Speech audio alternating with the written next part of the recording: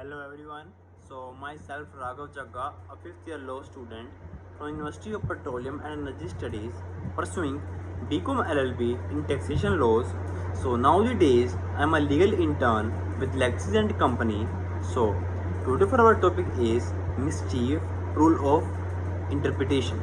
So let us discuss this concept in a brief. Let's start with this concept. So the mischief rule of the interpretation is the oldest rule. It was held that the mischief rule could should only be applied where there is a ambiguous in the statute. So, under the mischief rule, the court role is to suppress the mischief the act is aimed at and advance the remedies. So let us discuss this concept, this rule with the case laws. So first and the most important case of this mischief rule is Law Smith versus Hughes. This case is of 1960s. So let's discuss the facts of this case firstly. So fact of this case is the complainant Mr. Smith was a farmer and a defendant Mr. Hughes was a racehorse trainer. Okay, so Mr. Smith brought Mr. Hughes a sample of his oats, and consequently of what he has seen, he sees that Mr. Hughes ordered a 40 to 50 squares of the oats from a Mr. Smith at a price of 34 shipping per quarter. So at the beginning, with the 16 quarter of the oats were sent by the Mr. Hughes. When they arrived, they say that the oats were not, but yet not were there. Okay, so the oats that were sent to Mr. Hughes were a green oats, the same type as they initiated the sample. Okay, Mr. Hughes refused to pay Mr. Smith for the delivery and remaining the order. So these are the fact of this case. So let's discuss what are the issues of this case is. So issue of this case is whether the act committed by a woman would come under the meaning of section 1 clause 1 of the Street Offence Act 1959 or not. Okay, so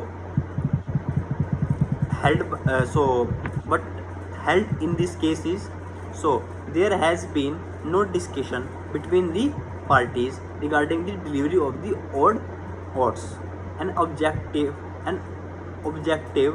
test believed that the reasonable person would expect the sale of the good quality oats in a similar contract, since there is no discussion of the old oats in the contract. So the sample given him the chance to inspect the oats, and this was an example of the counter emptor, means a buyer be aware. So court applied the mischief rule in this case. So let's discuss this rule with another case law, which is RMDC versus Union of India. So let's discuss what are the issues of this case. The issue for this case is, this case dealt with the issue of the conflict between the state and the union regarding the legislative competency. It further held that the surrender of the legislative competency by a state of the union under the Article 252 clause 2 of the Indian Constitution does not amount to surrender of the power of the taxation. So let's discuss what are the arguments given by both the sides. So argument given by the appellant side is, the first contention was that the Mysore legislation, by adopting a central legislation, had surrendered their competent to a legislation on any matter regarding the price competition.